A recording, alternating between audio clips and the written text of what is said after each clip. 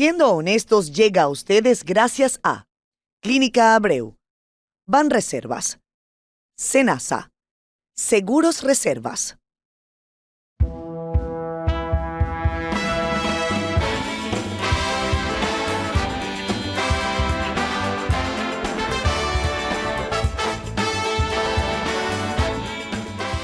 Roberto Santana es licenciado en Derecho, asesor honorífico en Política de Seguridad y Sistema Penitenciario, con experiencia en medios de comunicación e investigación en Derecho Administrativo, Penal, Derechos Humanos, Comercial y Derecho Constitucional. El politólogo y profesor ha trabajado en la ansiada reforma del sistema carcelario, tema que ha cobrado aún más demandas tras una serie de eventos trágicos como el reciente incendio en la cárcel de La Victoria, que cobró la vida de 13 personas. En esta conversación hablamos de su vida como dirigente estudiantil, sus más de 70 detenciones durante el gobierno de Balaguer y cómo de ser un perseguido dirigente estudiantil pasó a ser rector de la Universidad Autónoma de Santo Domingo. Para Santana, la integridad es una pieza fundamental en su hoja de vida. Nos narra sus motivaciones, sus duelos y mayores satisfacciones. ¿Podrá realmente cambiarse el modelo de cárceles de RD? ¿Cree correcto pensar en un sistema Bukele en la República Dominicana? Amigos de Siendo Honestos, muy buenas noches. Gracias por estar una vez más allí. Les digo buenas noches si ustedes están sintonizando CDN Canal 37, en donde transmitimos estreno de este programa, pero si ustedes se están conectando en YouTube y lo están viendo en la mañana, en la madrugada, cuando sea, gracias también por estar allí y recuerden suscribirse a nuestro canal. Hay un cuadrito allí, esto es instrucción para los que como yo no somos tan tecnológicos. Cuadrito allí que dice suscríbete, usted le da a la campanita y entonces le llegan las actualizaciones del programa y nos acompaña entonces a crear comunidad, además de escuchar sus opiniones y saber a quiénes les gustaría ver en este espacio. Como vieron en la introducción, hoy tengo el tremendo honor de conversar con un caballero al que le guardo respeto y que he estado leyendo con detalle sus declaraciones, sus posiciones, no de ahora, sino desde hace muchos años. Además, es el padre de una buena colega a quien aprovecho para enviarle mi abrazo y mi cariño. Es Roberto Santana. ¿Cómo estás, Roberto? ¿Cómo te va, Catherine? Encantado de aceptar esta invitación tuya. Qué gusto tenerte en Siendo Honestos. Ya hace algún tiempo hemos venido conversando sobre uno de los temas que te ha aguardado parte importante de tu carrera, al que le has dedicado años, madrugadas, dolores de cabeza, pero yo creo que también satisfacciones. Voy a arrancar por la satisfacción, que quizás es lo que la gente no ve. Y veía un reconocimiento que te hicieron en Guatemala, en el momento que creo que te pusiste hasta a llorar, porque le pusieron tu nombre a una escuela precisamente para personas privadas de libertad. Y quiero arrancar por la satisfacción de trabajar con un tema tan difícil, tan complejo y que por lo general saltan los titulares de prensa cuando hay algo negativo. ¿Por qué, Roberto? Bueno, yo pienso que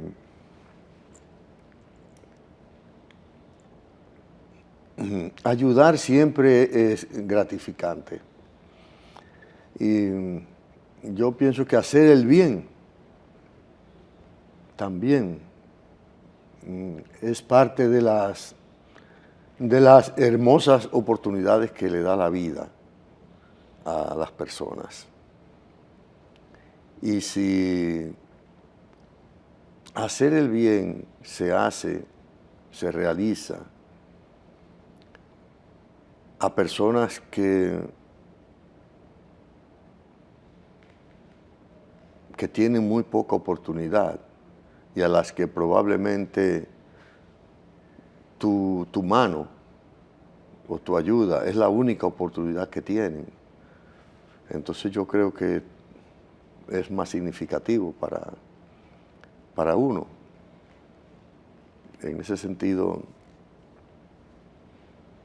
los que somos educadores, por ejemplo, nos vamos a la casa cada día con situaciones disímiles, con una pequeña alegría porque un par de estudiantes se destacaron y los vimos seguir el camino de la excelencia, o a veces también los maestros nos vamos un poco abrumados porque nos sentimos inconformes con lo que entendemos que estamos haciendo. Dice, pero si estoy haciendo el esfuerzo con estos muchachos en el aula, ¿qué es lo que pasa? Parece que no lo estoy haciendo bien, y uno se va con esa mortificación.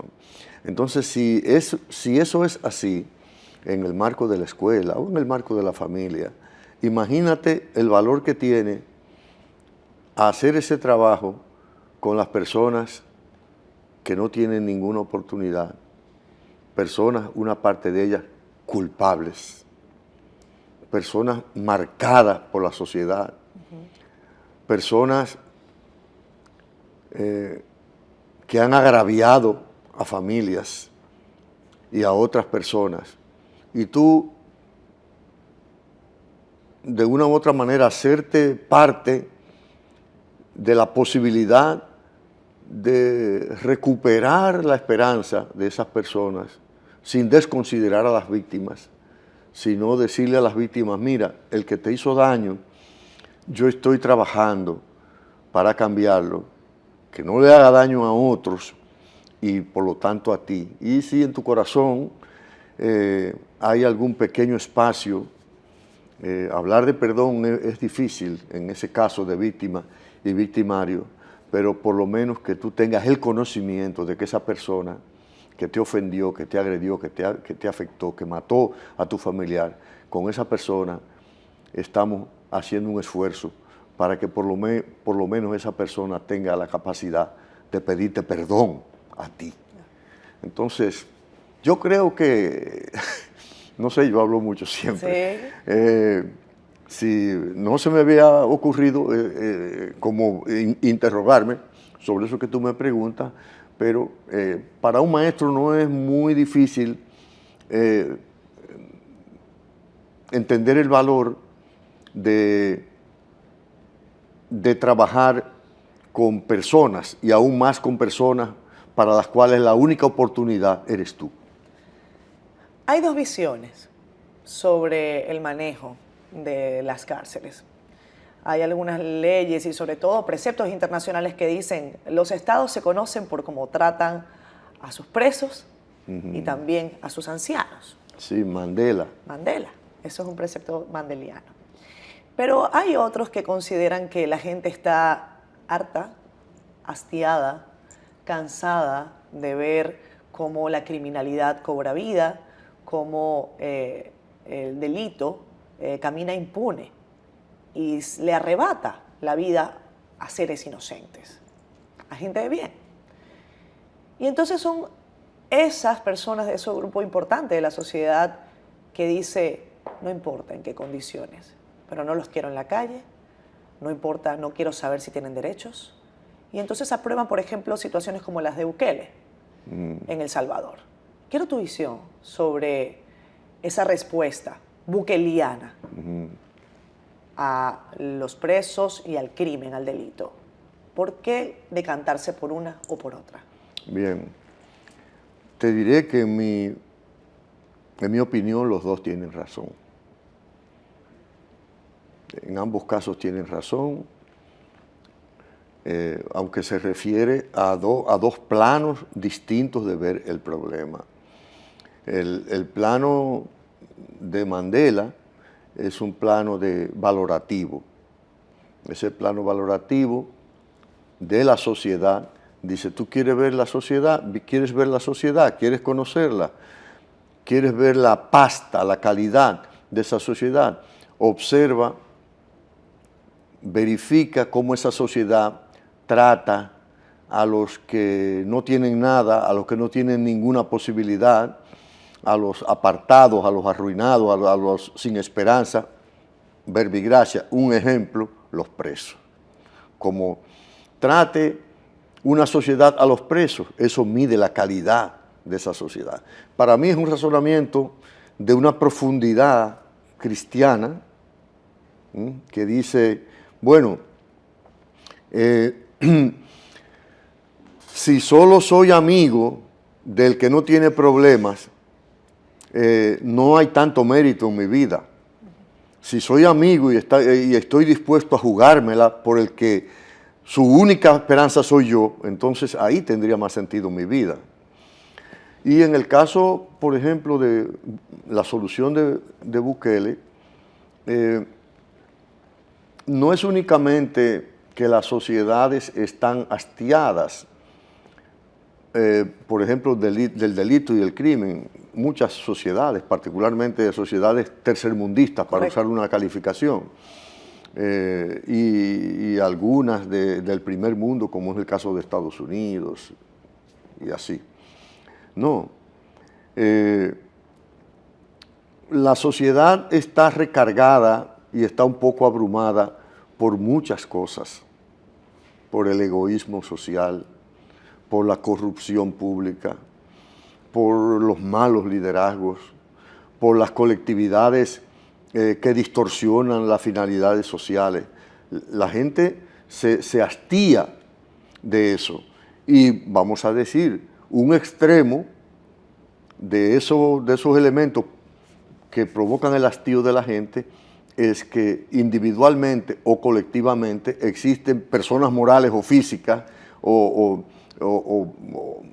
delitos individuales o delitos del crimen organizado, que entonces la sociedad dice, pero también esto, además de que no tengo empleo, además de que hay además de que se roban el dinero, hay unos ladrones políticos que se llevan, etcétera, etcétera, etcétera. Dice, pero además de esto, entonces no puedo salir de mi casa. Además de eso, le quitan el celular a mi hija, me la roban, me secuestran a mi hija, hay un tráfico de órganos, me endrogan a mis hijos. Además de eso, entonces, ¿qué hacer con ese tipo de personas? No, entonces la sociedad reacciona de una manera primaria, instintiva, y dice, no, métanlo en la cárcel y yo no quiero ni saber de ellos, ni lo que pase con ellos. Pero, ahí vuelvo al tema, eso sucede en el contexto de una cantidad de agravios sociales. Bukele, y aparte de El Salvador, Honduras, Guatemala, me voy a referir a eso, el denominado Triángulo Norte. Catherine, es que ahí no se puede salir después de las 5 de la tarde. Es que mientras una Coca-Cola aquí vale tanto, aquí en República Dominicana o hasta en Costa Rica, para poner un caso, en esos países, 3 países del Triángulo Norte, tiene que evadir obligadamente más, porque aparte de que los turnos de trabajo son restringidos, aparte de eso,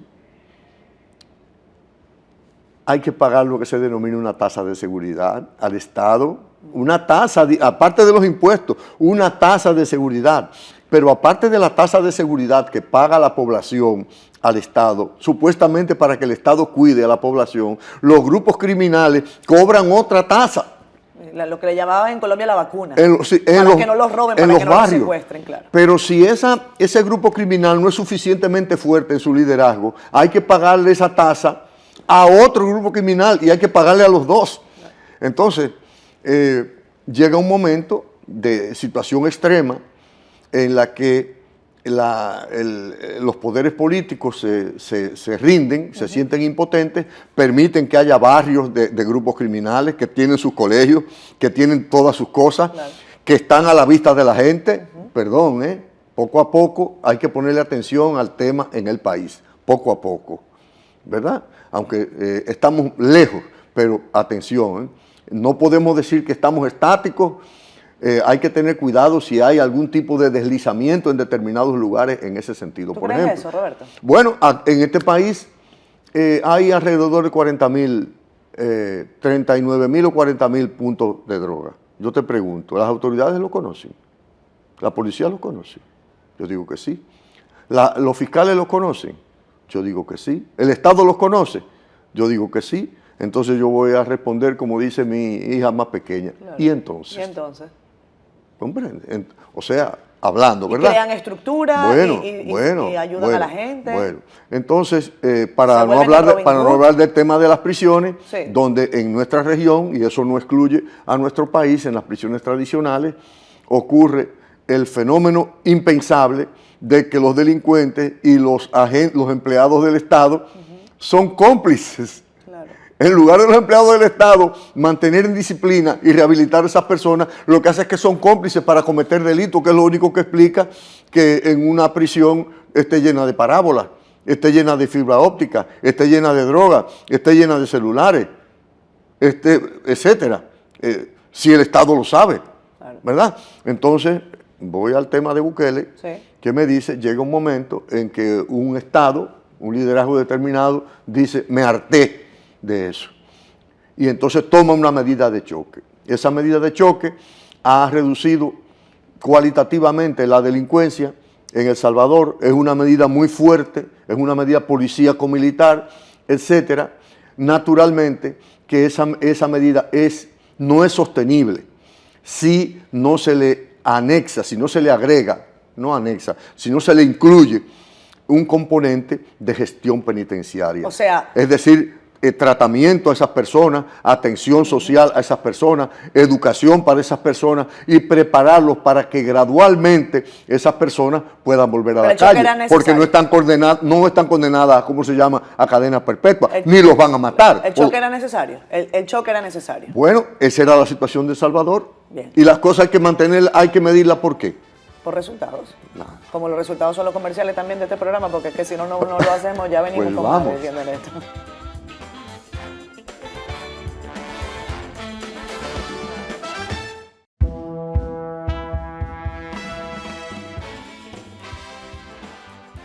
Es una conversación interesante la que tenemos hoy con Roberto Santana. Un modelo como el de El Salvador para República Dominicana. Lo pide mucha gente y yo a veces digo, ¿cómo? ¿Qué crees tú? Bueno, realmente no es un sistema ni un modelo. Es una medida de choque ante una situación crónica que se volvió extrema. Y una medida de choque que para poder mantener los efectos positivos en favor de la seguridad, en este caso de El Salvador, tiene que estar acompañada de medidas de atención, de formación, de corrección de esas personas que están privadas de libertad en El Salvador, dado que ni se pueden matar, ni se pueden dejar a cadena perpetua ahí, sino que son personas que van a volver a la calle. Hay que tomar en cuenta al momento de apresar a esas personas que en algún momento volverán a la calle. Si a esas personas se les devuelve a la calle con la rabia de haber estado presos como están presos, esas personas van a salir peores en su actuación. Por lo tanto, hay que devolverlos mejores. Ahora bien, hay que devolverlos mejores y darle seguimiento y decirle, te voy a soltar, tienes que cambiar, voy a tratar de insertarte socialmente en una vida nueva, en una vida buena, pero si te equivocas, vuelve para acá.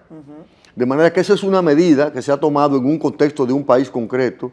Yo no aconsejo que nadie copie modelos, ni nadie copie acciones, sino que cada cual tome su realidad, se referencie con cualquier otra experiencia, coja y deje, y tome medidas, ¿verdad?, que se correspondan con la realidad de cada país. Roberto, tú estuviste en la cárcel. Muchas veces. ¿Más de 70 veces? 72 ahí mal contada, entre ahí, qué sé yo, 6 horas, 2 días, una Semana Santa, unas Navidades y cosas, y hasta 2 años. Si no hubieses estado preso, ¿tendrías la misma sensibilidad que tienes hoy sobre este tema? Probablemente no, probablemente no. Como maestro tendría la sensibilidad básica, como maestro, como coeño y como hijo de mi familia de agricultores y de maestros, tendría la sensibilidad y como cristiano, como discípulo del padre Luis King. Pero hay un extra, si tú quieres, que me lo agrega el hecho de que a mí no me contaron, no lo leí en los libros, yo lo vi, yo lo viví. Ahí no es que estuve preso y me soltaron, sino que me desafiaron como ser humano en mis valores. Aún teniendo yo 21, 22, 23, 25 años, en ese lapso fue que yo estuve preso, entre los 21 y los 27, más o menos,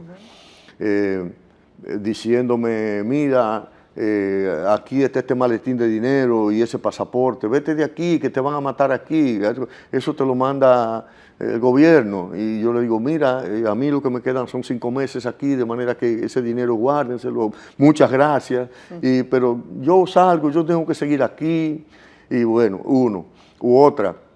El presidente de la República, eso Balaguer en aquella época, sí, te manda, estaba yo en La Victoria, manda a decir que si tú le mandas una cartica de perdón, entonces te sueltan, no hay ningún problema, Roberto, mándale esa cartica pidiéndole perdón. Yo quizás en mi juventud de los 27 años, lo que tú quieras, yo le mandé a decir, mira, respetuosamente, pero yo le ruego a ustedes que le digan a él que si él se volvió loco, de estarme pidiendo perdón, de pedirme que yo pida perdón por algo que estoy haciendo correctamente por mi país.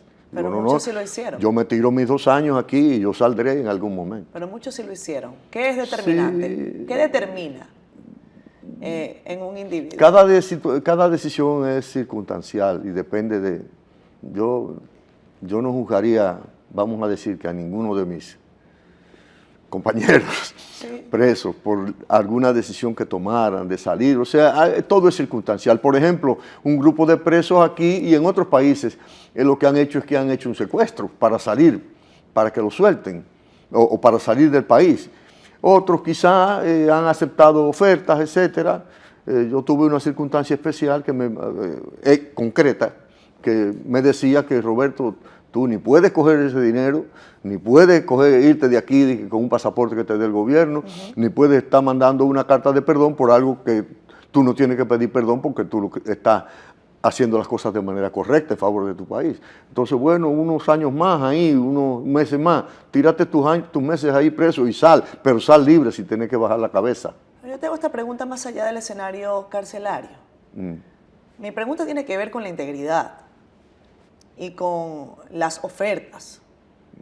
Vivimos en un ambiente político que está cargado de denuncias de falta de integridad, de yo te doy tanto para que tú hagas tanto, en donde la gente empieza a considerarse mercancía. Sí. Y quiero tener tu visión sobre eso, más allá del escenario carcelario. ¿Qué determina la integridad de un hombre después de todo lo que tú has visto? Bueno, yo creo que la formación,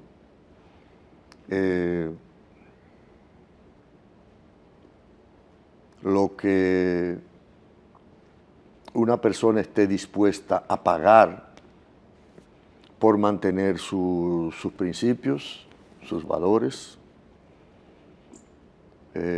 por lo que entiende que es correcto,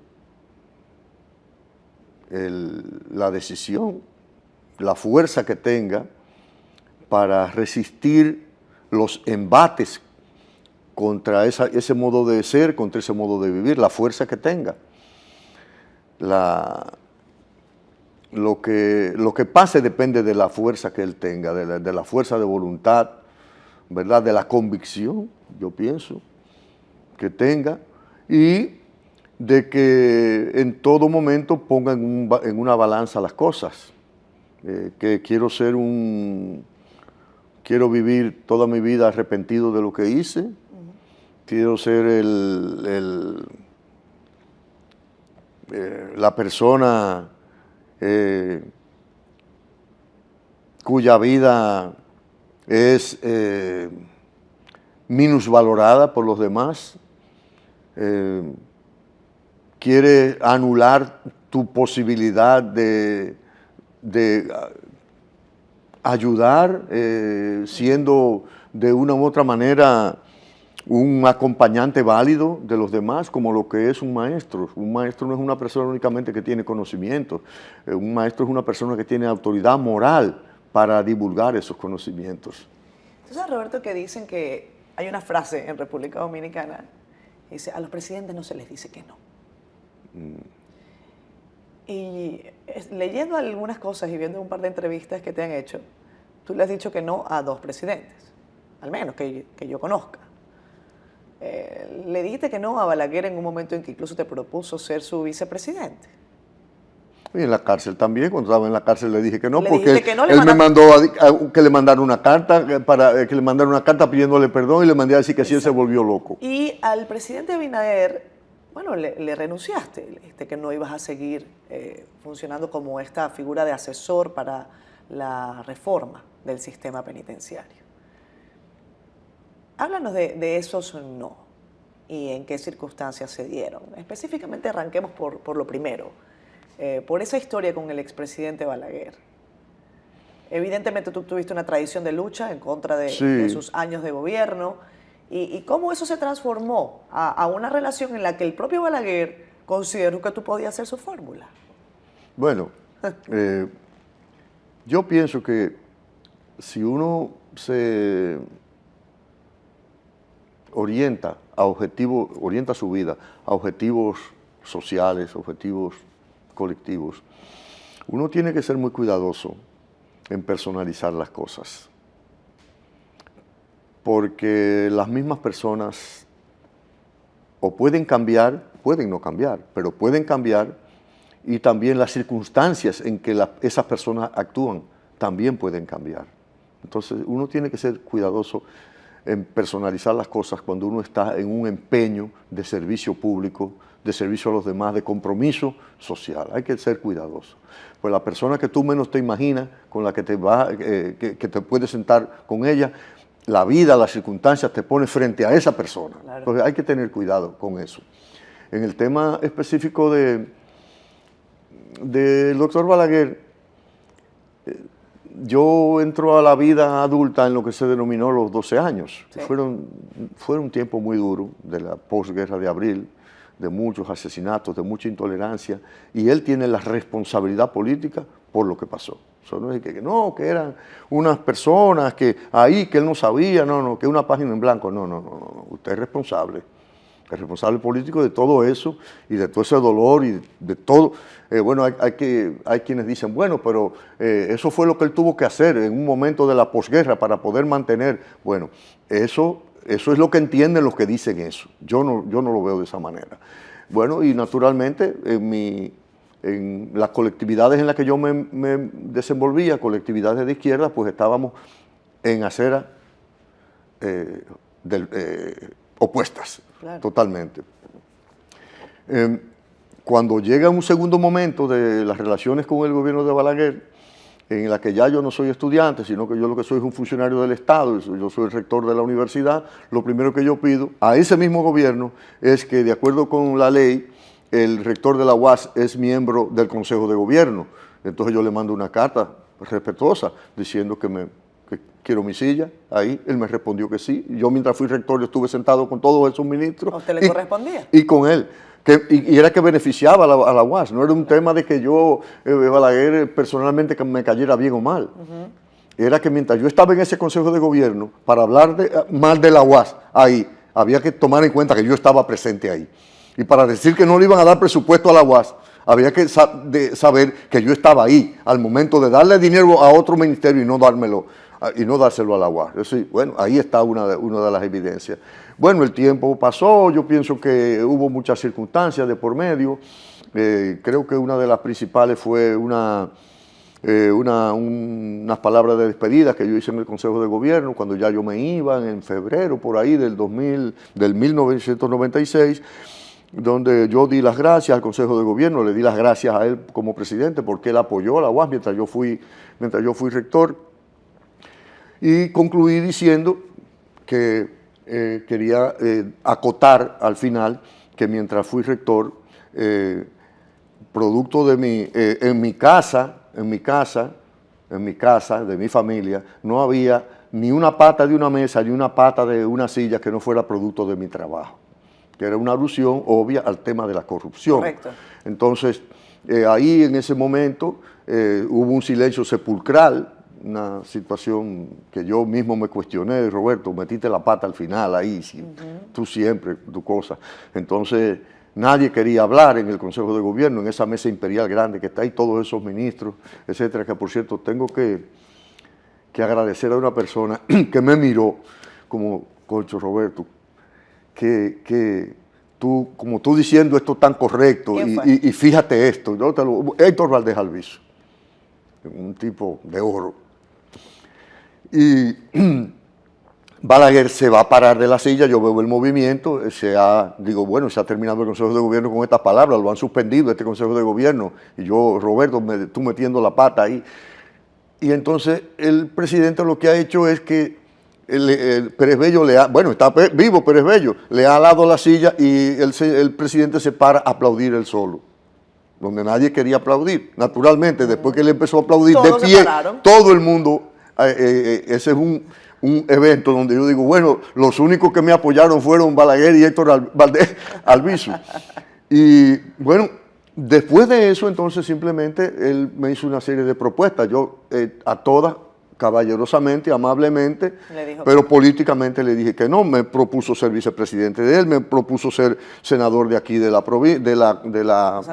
Santo Domingo, me propuso ser, antes de eso, ser presidente de la Junta Central Electoral, él y Peña Gómez, los dos.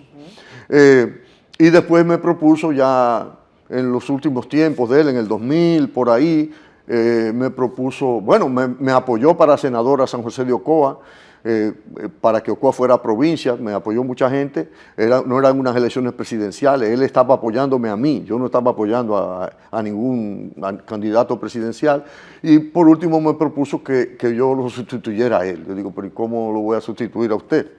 Sí. Digo, porque además radicalmente la gente mía somos gente, no le dije la palabra progresista, sino que le dije que no piensan igual que usted. Pero no decían que usted era el comunista ese, sí, así no decían, del comunista ese. Balaguer nombrando un comunista como vicepresidente, eso estaba raro. Entonces, espérate, entonces él me decía, no es así, el Partido Reformista es un partido del país, claro, los intereses del país. Digo, sí, pero es que no se va a poder porque es que los mismos amigos míos no simpatizan con usted. Eso no es así, mencióneme uno. Digo, no, yo le menciono dos. ¿Cuáles son? Lo digo, Nuria Pierre y Juan TH. Y dice, esos son jóvenes muy vehementes, me dijo Balaguer. Entonces, le dije que no a todo. Es más, una vez en un helicóptero me dijo que usted necesita. Le dije, yo no necesito nada. Yo lo único que quiero es que usted apoye a la universidad, pero personalmente yo no necesito nada. Vamos a una pausa, que la productora me va a matar. Me está haciendo más señas con algo. Vengo enseguida con este tema.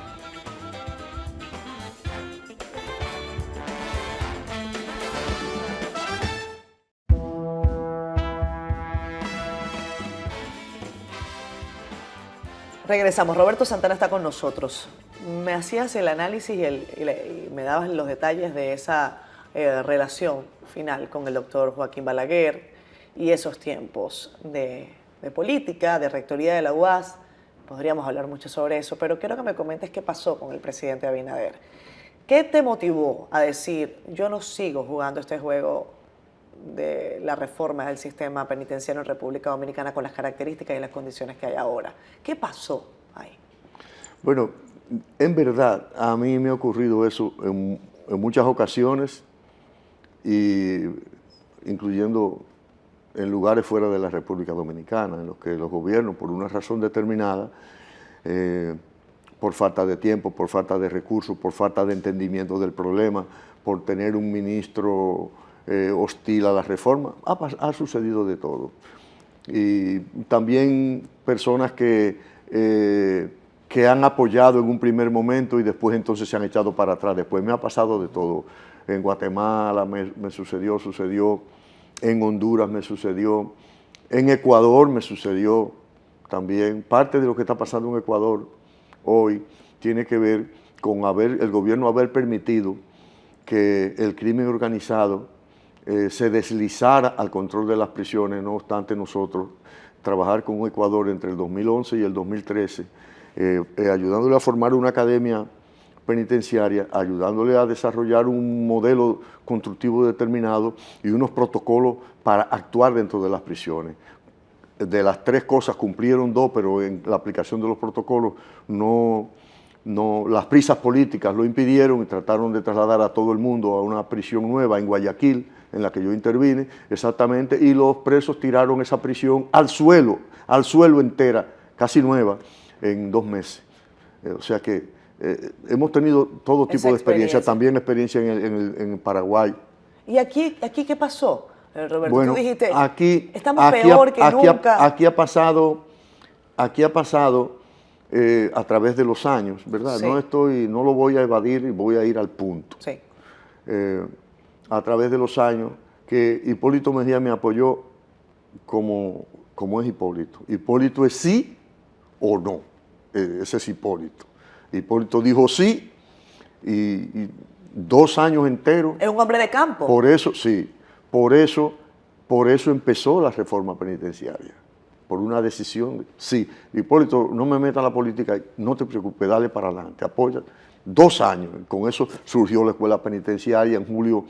El 30 de julio del 2003 se formó el primer grupo de BTP en Puerto Plata a inicios de 2004, se creó el primer centro del nuevo modelo y se crearon las condiciones para los demás. En la época de Leonel mantuvo un apoyo permanente, desde el 2000, desde que sustituyó a Hipólito, hasta el 2000. Del 4 hasta el 8 y después del 8 al 12. Permanente. Y eso permitió que el nuevo modelo se consolidara, después fuera reconocido por la ONU, como todo el mundo sabe, y es la raíz de que yo esté andando por ahí, por América Latina y hasta por Estados Unidos, ayudando en el tema penitenciario. ¿Y después qué pasó con Danilo? Y entonces, bueno, en la época de Danilo tuvimos un retroceso, no hubo apoyo en ningún momento, hasta que aparentemente llegó un apoyo en el año 2018, pero era un gran negocio que tenían con el tema de la construcción de las parras. Nada que ver con el tema del mejoramiento penitenciario. Y en el caso del actual gobierno, o del actual periodo constitucional, tanto la Procuraduría la nueva Procuraduría entendió que yo podía ayudarles, me llamaron. Pero por igual el presidente me llamó. Entonces, en el caso del presidente, yo diría que el tiempo de inicio de gobierno y la cantidad de cosas que tuvo que desmontar no le permitió mantener el impulso que necesitaba la reforma para concluir. Y digo mantener porque él emitió un decreto en septiembre, el 9 de septiembre, declarando de interés nacional la reforma penitenciaria de acuerdo con el modelo penitenciario. Sí. Muy importante. No pudo mantener ese impulso. Lamentablemente yo tenía compromisos aquí, tengo compromisos en el extranjero, yo no podía continuar, vamos a decir, no perdiendo el tiempo, pero viendo cómo no se actuaba en esa dirección, y entonces me retiré. Pero, ¿qué es lo que ha pasado? Lo que ha pasado es, contrario a lo que me ha pasado en otros países de América Latina, que los presidentes o los ministros empiezan diciendo que sí y después dicen que no, él al principio no pudo ayudar y ahora dijo, bueno, vamos arriba, vamos a darle para adelante al tema. ¿Tuvo que pasar lo de la victoria? Perdóname. ¿Tuvo que pasar lo de la victoria? Bueno, que yo te digo, esa es la fenomenología de las cosas, de los procesos.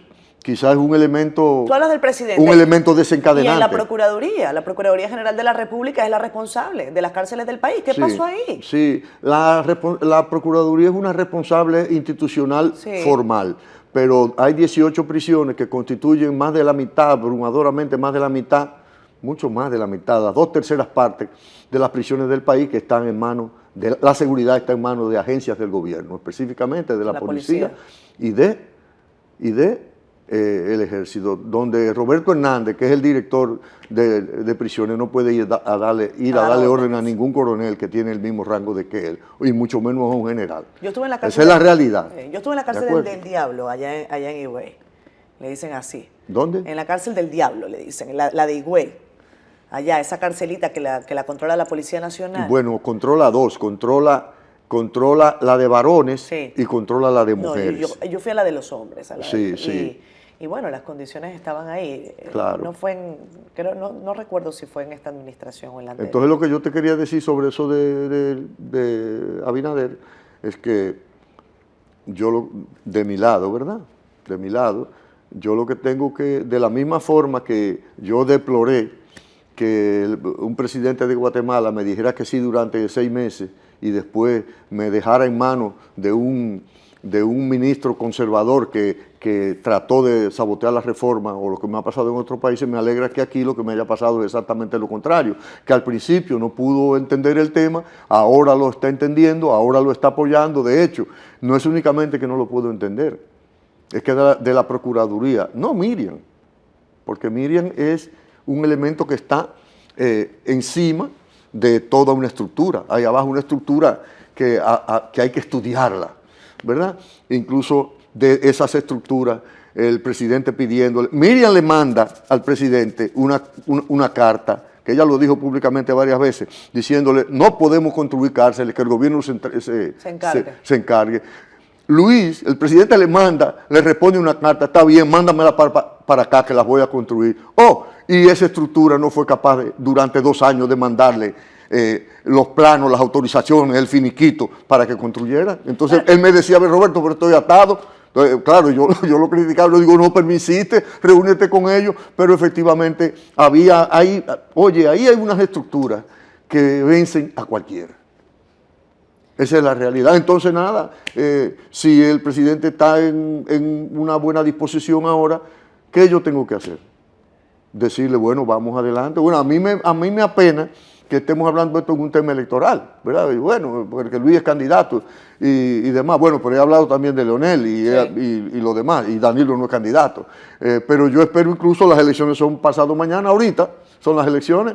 Entonces, después de las elecciones del 19 de mayo vamos a sentarnos y vamos a ver si Luis está haciendo esto por un tema electoral, que yo lo descarto totalmente, o si lo está haciendo esto como un compromiso país. Que de hecho yo aprovecho para llamar a amigos míos, como Radamés Jiménez, que es de la Fuerza del Pueblo, que fue Procurador General de la República, y cuando más éxito tuvo el nuevo modelo penitenciario, que si él no puede ahora por razones electorales, Radamés, después que pase el 19 de mayo, te necesito, ayúdame para empujar el tema de la reforma penitenciaria. Te lo pido por aquí. Vamos a pausa. Cuando regresemos, hablemos si es nada más un problema de infraestructura. ¿Cómo? Si es un problema nada más de infraestructura. No, claro que no. Tú hablas de ese proceso que vence a cualquiera. Claro. Ya lo hablamos. Sí.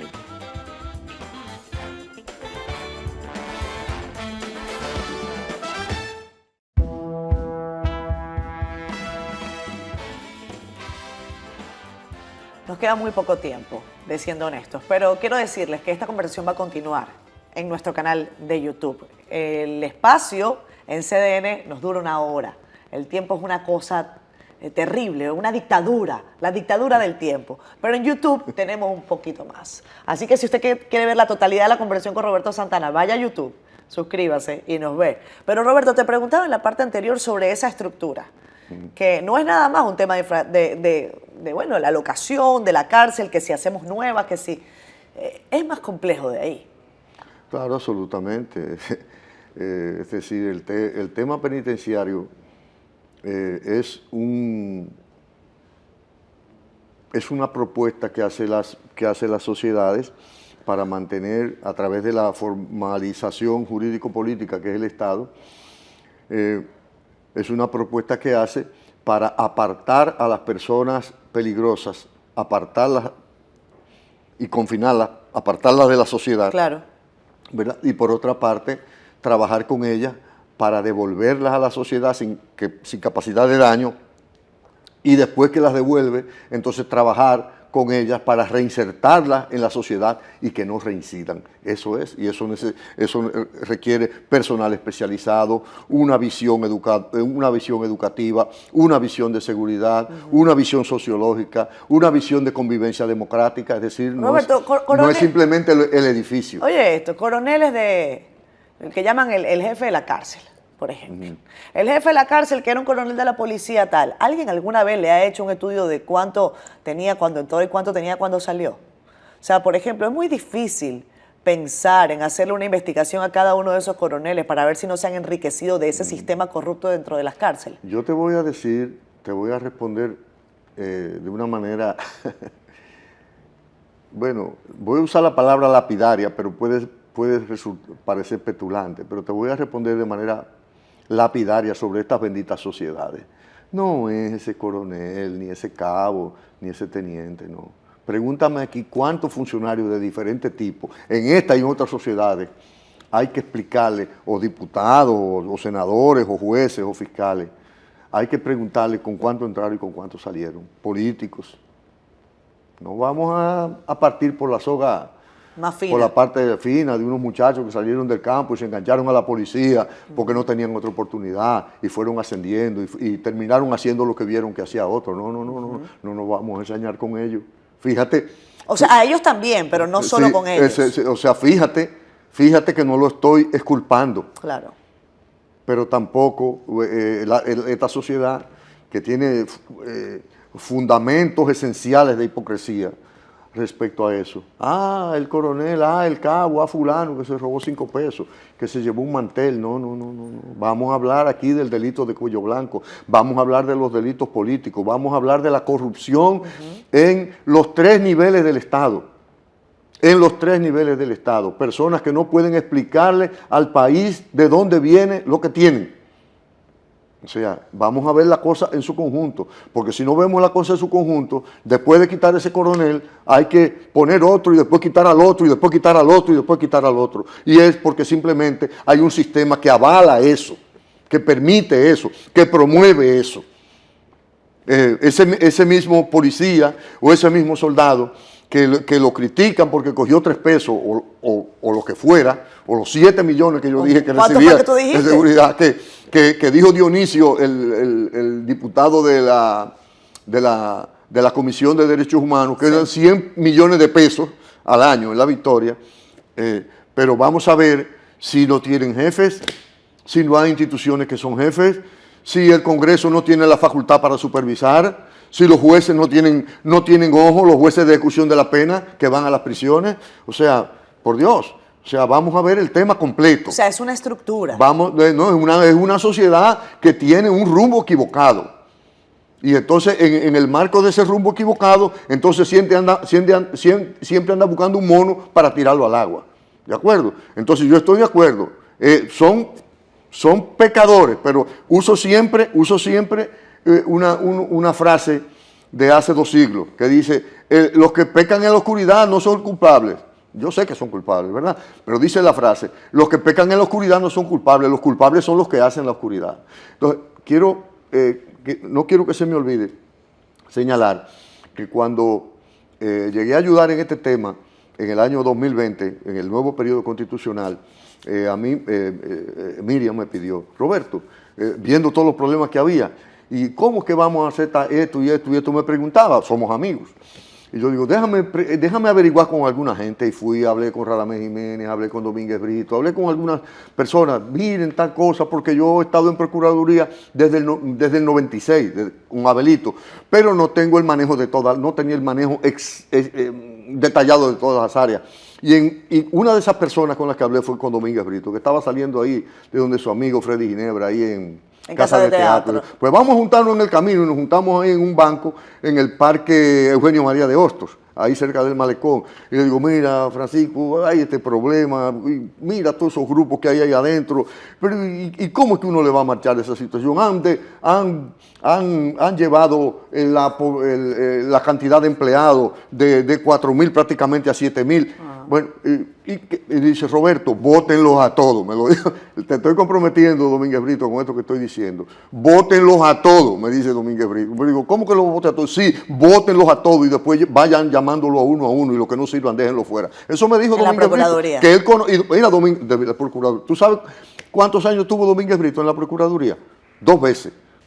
Primeros 4 años y después, que fue creo que del 96 bueno, la última vez tuvo hasta el 2016, del 2012 al 2016. Y antes de eso tuvo una cantidad de años más. Es decir, por Dios, este país tiene que ponerle el ojo a una cantidad de cosas y mientras no le ponga ese tipo de ojo, hay muchas personas que van a decir, no, yo no me voy a meter ahí. Roberto, que ya me lo han dicho, Roberto, tú vas a volver ahí para que te pongan de mojiganga. Honestamente, me lo han dicho. Ahora. Me lo han dicho. En YouTube. Me lo dice ahora. Nos vamos. Si quieren seguir escuchando esta conversación, vayan al canal de YouTube. Nos vemos el próximo domingo. Chao, chao.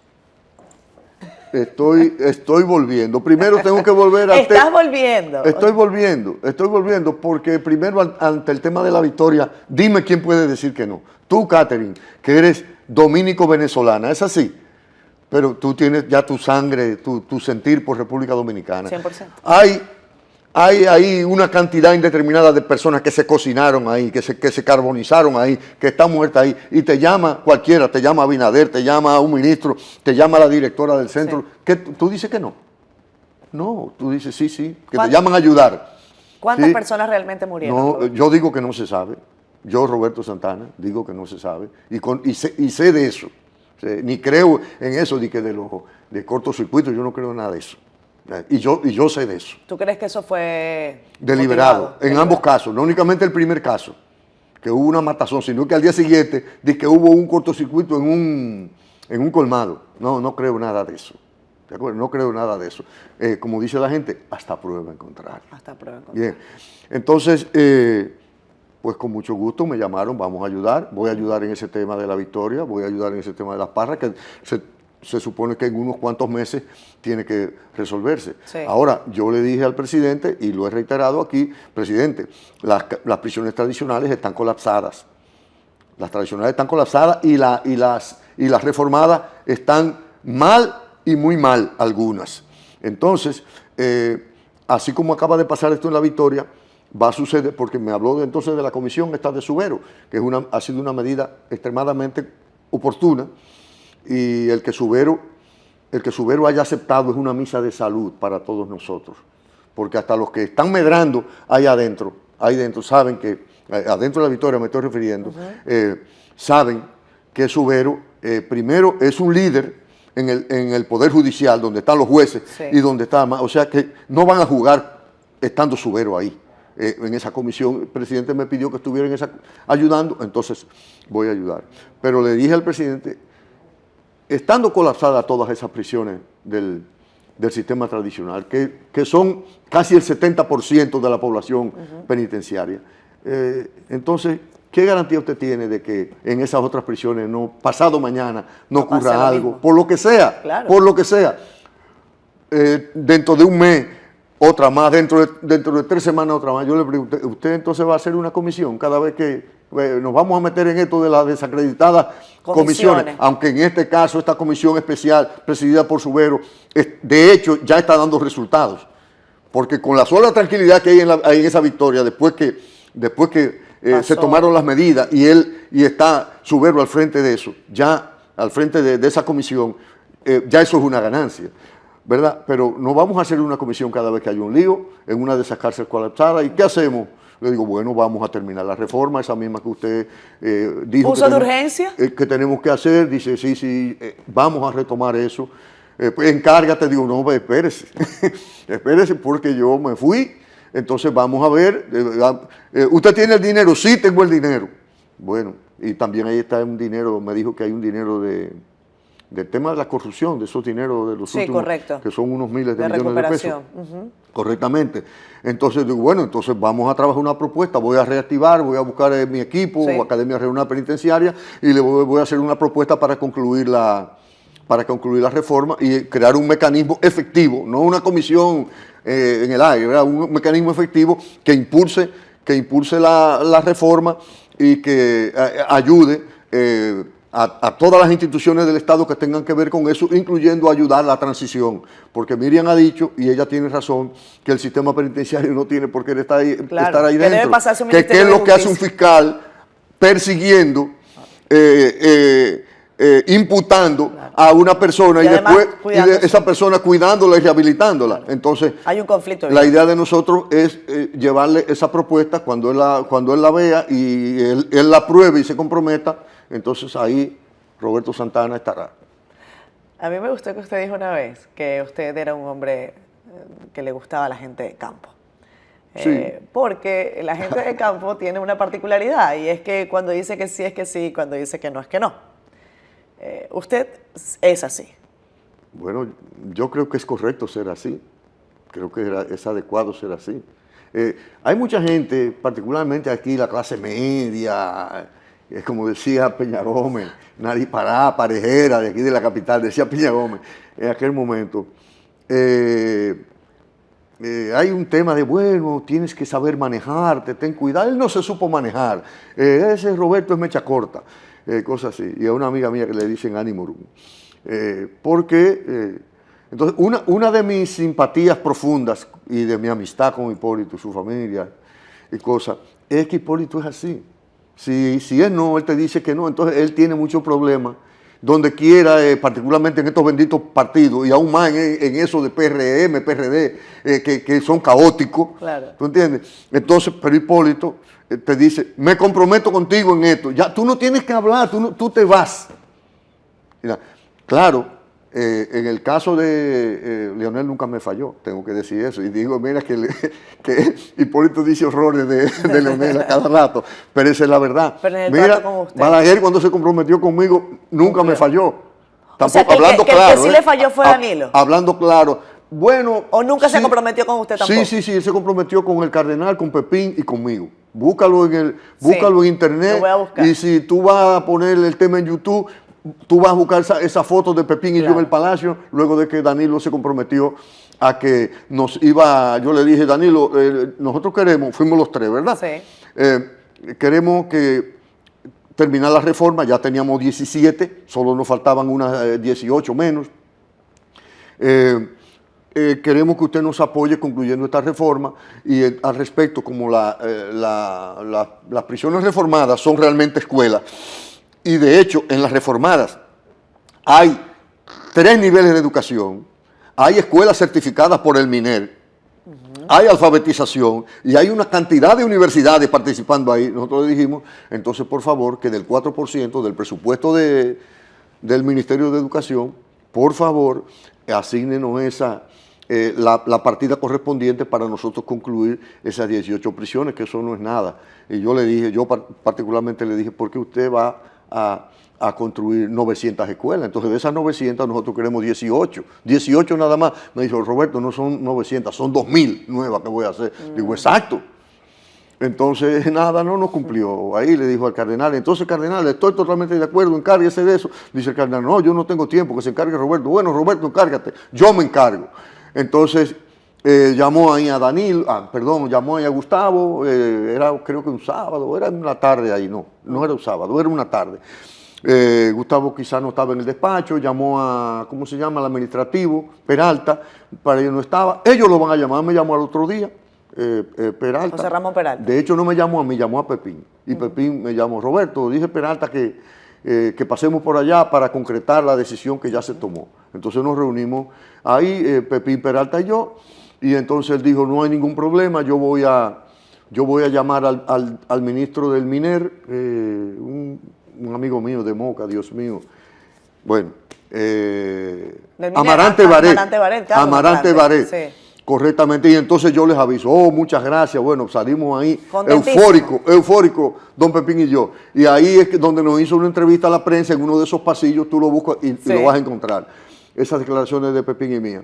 Y entonces, unos 2 o 3 días después, llamó el señor el ministro administrativo Peralta, y nos dijo que dice Amarante Baret, el ministro de Educación, que él no está de acuerdo. Y ahí ya. Y ahí murió. Y ahí murió. Es decir, fulano le dice a Mengano, Mengano le dice a Sutano, y Sutano, que es subalterno de todos ellos, dice que no. Y ya se Y cayó. ellos dicen que, entonces, en el fondo, yo conozco el Estado, tengo más de 50 años metido ahí en el Estado, fue una decisión de arriba, nos engañaron como niños.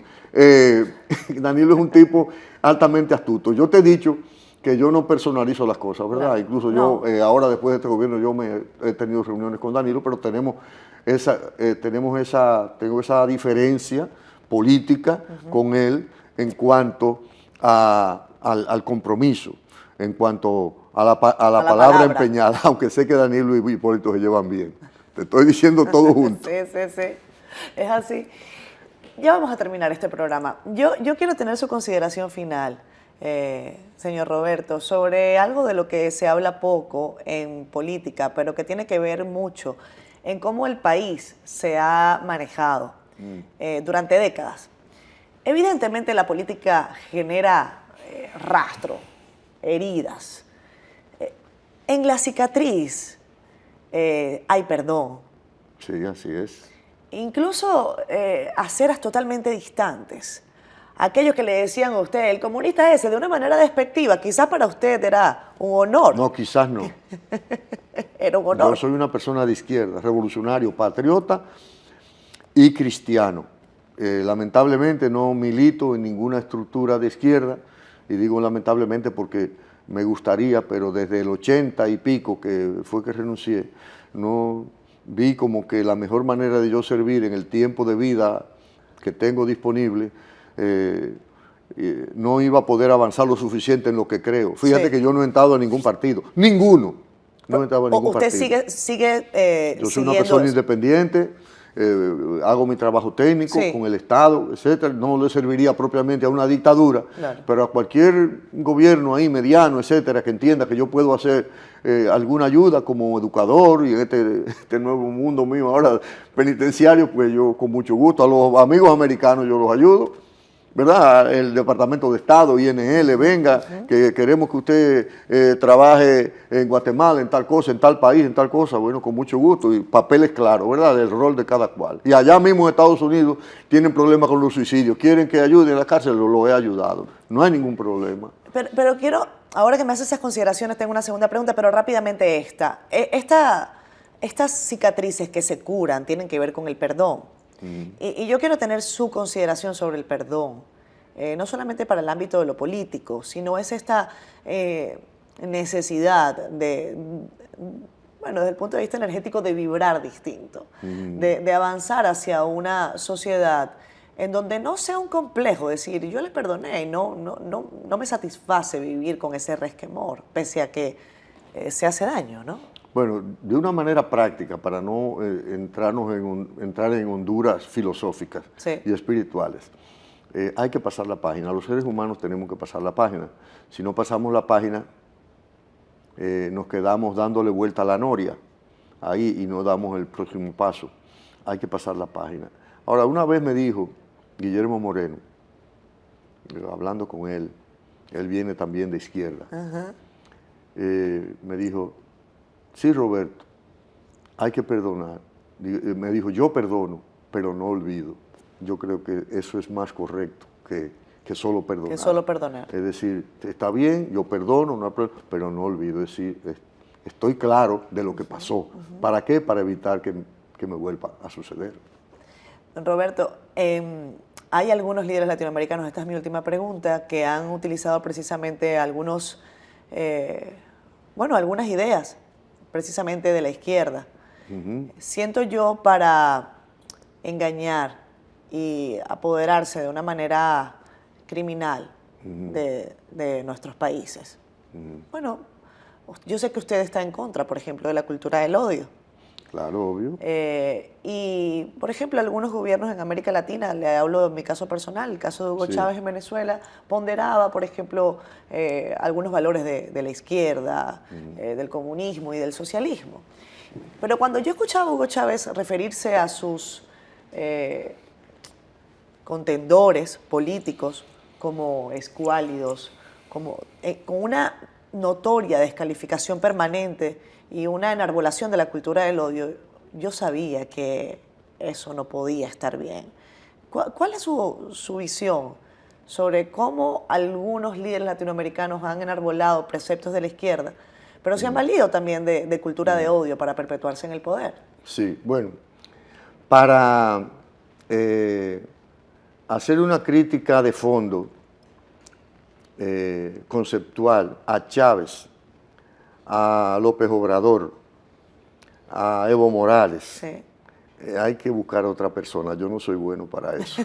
Correctamente. Yo soy una persona de izquierda y entiendo perfectamente los errores que puedan cometer los políticos y hasta las inconsistencias, Sí. y hasta las traiciones y hasta las deslealtades. Yo puedo entender todo eso. Pero naturalmente yo tengo que entrar esto en la canasta de lo que son las desafecciones políticas en todos los litorales. Claro. Claro. en todos los litorales, porque, por ejemplo, los que no son de izquierda tienen hasta partidos que son cristianos. Partidos que son cristianos, y esos partidos que son cristianos, que se dicen cristianos, no me refiero aquí a República Dominicana, me voy a Italia, me voy a donde tú quieras, pues esos son los aliados principales de las mafias, de las Comorras, qué sé yo qué, qué sé yo cuál, y están vinculados a asesinatos, a mafia, a tráfico de órganos, etcétera. Y tú sabes lo que usan, el nombre de Dios. Así es. Tú sabes lo que hacen, incluso aquí en República Dominicana, que van a la catedral, que se persignan y después de persignarse salen a robar. O sea, ¿qué es lo que usted dice? De nuevo. Es un escenario Bien. de hipocresía. Entonces, sí, yo favorezco la autenticidad. Sí. Favorezco la autenticidad. Y déjame decirte que nunca ha habido situaciones extremas que no induzcan a otras situaciones extremas. Muchas veces, soluciones de izquierda en Latinoamérica estuvieron precedidas de extremismos de la derecha, de Stroessner, de fulano, de sutano, de mengano, de Batista, demás. Entonces, yo creo que el tema hay que verlo de manera más amplia, y cada país y hasta cada persona tiene que coger y dejar a partir de su experiencia personal, a partir de sus estudios. Yo no creo que de los sistemas existentes, no me estoy refiriendo ahora de Marx o de Thomas Hobbes de la Realpolitik. Yo creo que cada cual lo que tiene es que coger y dejar, y como la abeja, ¿verdad?, libar en diferentes flores y construir su propia miel. Eso es lo que yo creo. En ese sentido, yo soy un patriota dominicano, revolucionario, de izquierda, cristiano.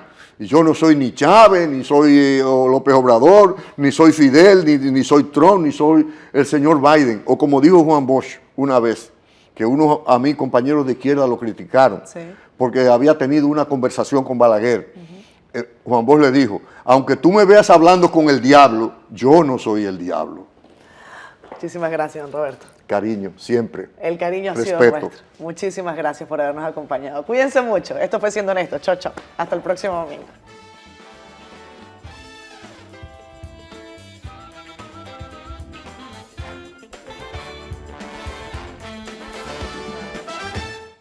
Siendo Honestos llegó a ustedes gracias a Clínica Abreu, Banreservas, Senasa, Seguros Reservas,